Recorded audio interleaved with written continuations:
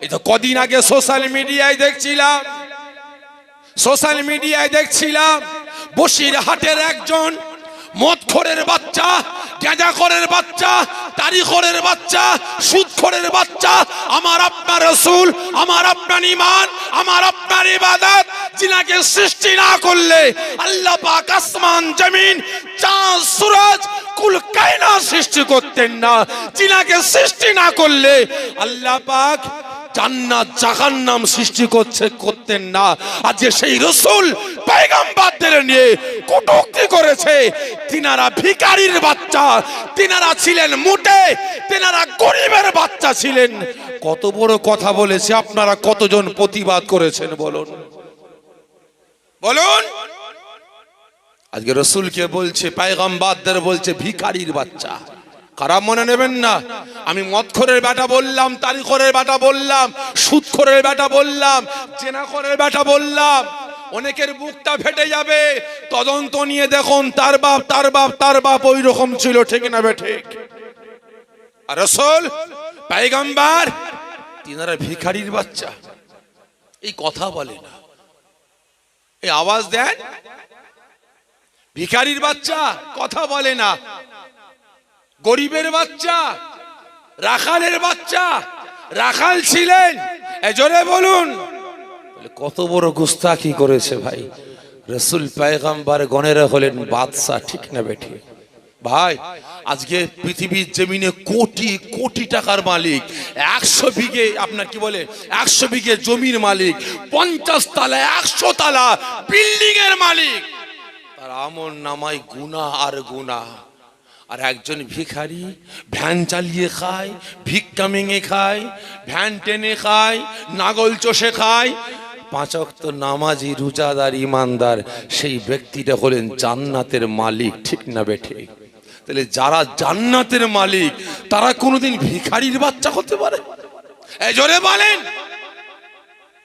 আজকে এত বড় কথা, কতজন প্রতিবাদ করেছি বলে, কতজন আন্দোলন করেছে? খারাপ মনে নেবেন না। আজকে যারা আমার রাসূলের সানে গুস্তাখি করে, যারা দাঁড়িয়ে সালামের বিরোধিতা করে, যারা জলসার বিরোধিতা করে, ফুরফুরা দরবার শরীফ দাদা পীরের বিরোধিতা করে, আজকে তাদের কাছ থেকে টাকাগুলো নিয়ে আসছে, ঠিক না বেঠিক? একটা দল আছে না, আহলে হাদিস, নাম শুনেছেন? শুনেছেন আহলে হাদিস? তারা ফুরফুরা বিরোধী, তারা পীর বিরোধী, কি ঠিক না বেঠিক গো? ভাই কেরালা থেকে টাকাগুলো আহলে হাদিসদের কাছ থেকে নিয়ে আসছে, আর তাদের মতগুলো ঢুকিয়ে আমার আপনার মধ্যে ফাটল ধরাতে লাগছে, ঠিক না বেঠিক? তাদের ভাষাগুলো আজকে এদের মুখ দিয়ে বেরোতে আরম্ভ করেছে। তাই প্রত্যেককে বলবো, মুসলমান এখনো সময় আছে, ওদের কাছ থেকে সরে আসুন, ঈমান আমল আকীদা গুলোকে বাঁচান। কারণ ভাই 1000 বস্তা আলু পচাতে ক বস্তা পচা আলুর দরকার? এই জোরে বলেন। একটা ঢুকিয়ে দেন পচা আলু, সময় নেবে 1000 বস্তা আলুগুলোকে পানি করে ছাড়বে, ঠিক না বেঠিক? নিজেরা তো পচেইছে, জাহান্নামী হয়েছে, আমাকে আপনাকে পচিয়ে জাহান্নামী বানাবার পরিকল্পনা শুরু করেছে। তাই প্রত্যেককে বলবো, ওদের কাছ থেকে সরে আসুন, ঈমান আমল আকীদা গুলোকে বাঁচান, কাজে লাগবে। কারণ টুপি দাঁড়ি জুব্বা দেখে ঢলে গেলে হবে না, ভিতরটা দেখেন কি আছে, বুঝতে পেরেছেন? কেননা বর্তমান দিনে এখন সোনা 2 কোয়ালিটি পাওয়া যায়, কি যায় না? যায় না। একটা সোনার দাম ভাই 10 টাকা দিলে গলা ভর্তি হয়ে যায়, আর একটা সোনা 10,000 টাকা দিলে একটা ছোট বড় আংটিও হয় না, কি আছে না? না, একটা হলো গিলটি, সোনার মতো দেখতে সোনা, আর একটা হলো পিওর সোনা, বুঝতে পেরেছেন? তা ভাই এই ডুপ্লিকেট আর অরিজিনাল যাচাই করতে গেলে কি করতে হবে? কোষ্টি পাথরে ঘষতে হবে। তাই প্রত্যেককে বলে ভিতরটা দেখবেন, আকীদাটা দেখবেন ঠিক আছে না নাই।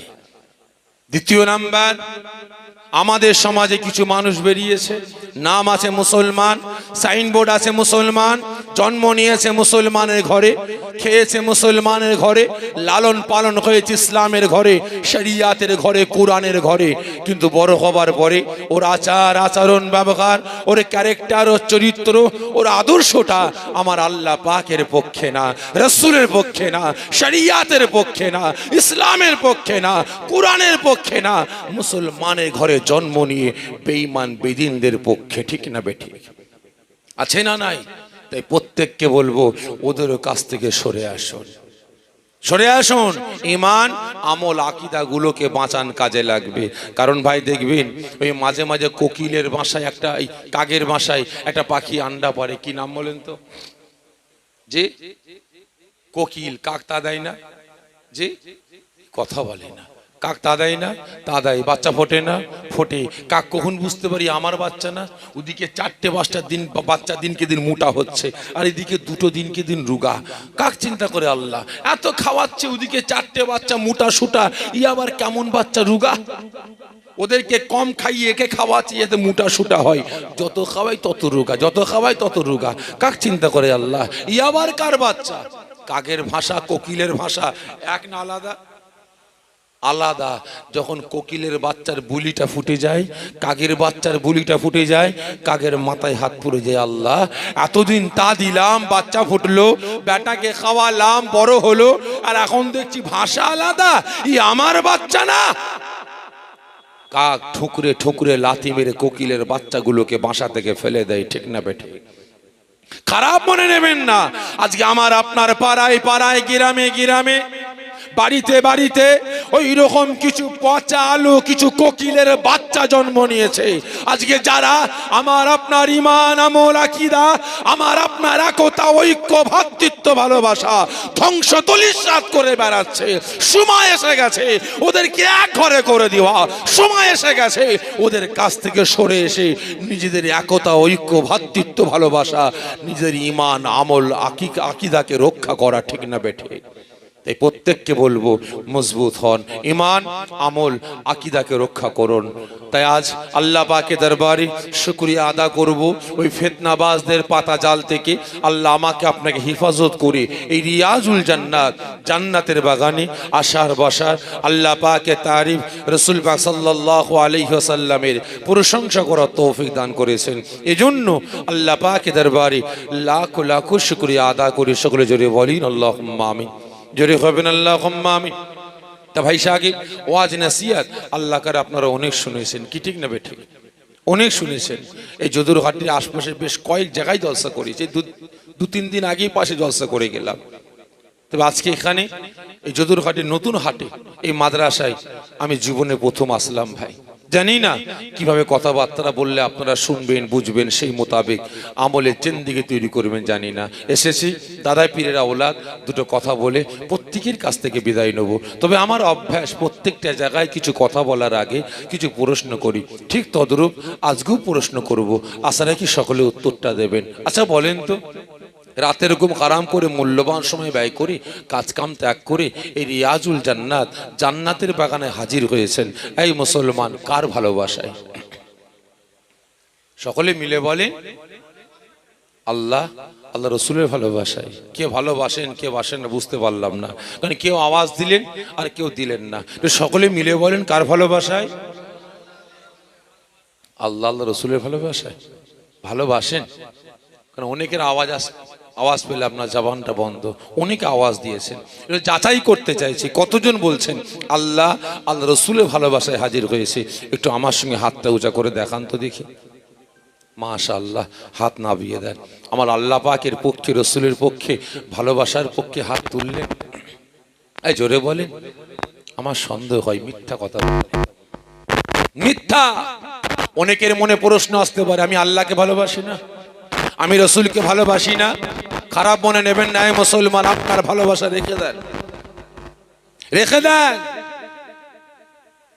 আপনি মিথ্যা বললেন। আজ যদি আমার আল্লাহ পাকের পক্ষে, রসুলের পক্ষে, ভালোবাসার পক্ষে যদি হাতটা হতো, এই মুসলমান এই হাত দিয়ে শরিয়াতের আইন কানুন বিধানগুলোকে আমি আপনি জবে কুরবানি করে বেড়াতে পারতাম না। তো তাই নয়, যদি আজ আমার আপনার এই হাতটা আল্লাহ পাকের পক্ষে, রাসূলের পক্ষে হতো, তাহলে এই মুসলমান এই হাত দিয়ে একটু অর্থের জন্য, একটু ধন সম্পত্তির জন্য, একটু চেয়ারের জন্য, একটু গদির জন্য, 1 বিঘে 2 বিঘে জমির জন্য, একটা বিল্ডিং বালাখানার জন্য, একটু আরাম আয়েশ বিলাসিতার জন্য শরীয়তের আইন কানুন বিধানগুলোকে বেঈমান বেদিনদের হাতে বিক্রি নিলাম করে বেড়াতে পারতেন না। আপনি হাত তুলে বলছেন আল্লাহকে ভালোবাসি, লজ্জা করা দরকার। আপনার পাড়ার মসজিদ গুলো কাঁদছে, মুসল্লি নাই। পাড়ার মাদ্রাসা গুলো কাঁদছে, ছাত্র নাই। বাড়িতে বাড়িতে নামাজের পাটিগুলো পড়ে আছে, মুসল্লি নাই। বাড়িতে বাড়িতে তাসবিহ গুলো পড়ে আছে। এই মুসলমান গুণনেওয়ালা নাই। জানি না আজ এই জান্নাতের বাগানে আপনারা হাজির হয়েছেন, কতটা নেকি পাবেন বলতে পারবো না, বলতে পারবো না। কিন্তু এই মুসলমান এতজন আপনারা হাত তুললেন, আল্লাহ আল্লাহ রসুলকে ভালোবাসেন। কেউ আছেন ভাই যে ভাই আমার বাড়িতে কোরআন পাক নাই? আছেন ভাই? বলতে পারেন কার বাড়িতে কোরআন পাক নেই? তাহলে প্রত্যেকের বাড়িতে কোরআন পাক আছে, ঠিক না বেঠে?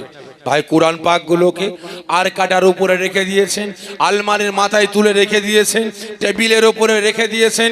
এই মুসলমান জানি না এই জান্নাতের বাগানে বসে আপনি কতটা নেকি পাবেন বলতে পারবো না, তবে এটুকু বলতে পারবো 100% গ্যারান্টি দিয়ে বলতে পারবো, আজকে যে কোরআনের পক্ষে, যে কোরআনের মাহফিলে, কোরআনিয়া মাদ্রাসার পক্ষে আপনি হাজির হয়েছেন, ওই আল্লাহ পাকের পবিত্র বাণী এক তিলাওয়াত করবেন, একটা অক্ষর, একটা হরফের বিনিময়ে আল্লাহ পাক আপনাদের নেকির আমলনামায় 10টা করে নেকি দান করবেন। শুধু তাই নয়, অনেকে আবার বলবে ভাই আমি তো তিলাওয়াত করতে পারি না।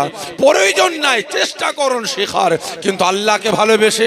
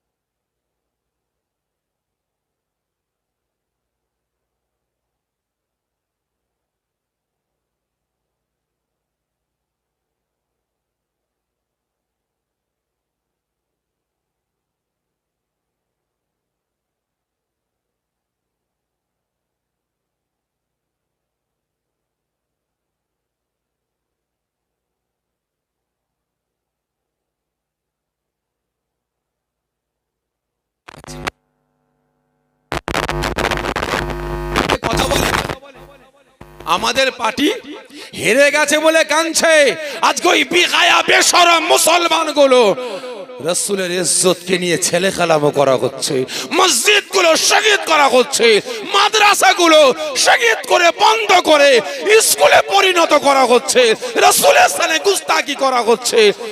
আজকে হাফেজ সাহেব, মাওলানা সাহেব গুলোকে রাস্তাঘাটে ধরে বেইজ্জতি, অপমান, লাঞ্ছিত করা হচ্ছে। একটা মুসলমানের অন্তরটা কাঁদেনি, এক ফোঁটা চোখের পানি পড়েনি, ঠিক না বেটি? আর আওয়াজ দিয়ে বলছে আল্লাহকে ভালোবাসি, রসুলকে ভালোবাসি। কতটা কতটা আজকে রসুল আমার একদিন নয়, 2 দিন নয়, 1 মাস নয়, 2 মাস নয়, 1 বছর নয়, 2 বছর নয়, রসুল আমাকে আপনাকে জাহান্নামের আগুন থেকে বাঁচিয়ে জান্নাতে নিয়ে যাওয়ার জন্য 63 বছর কেঁদেছেন। কত বছর? 63 বছর কেঁদেছেন। আজও কাঁদছেন, কিয়ামত পর্যন্ত কাঁদবেন। রসুলের কান্না ওই দিন বন্ধ হবে যেদিন রসুল জাহান্নামের আগুন থেকে আমাকে আপনাকে বাঁচিয়ে জান্নাতে নিয়ে যাবেন।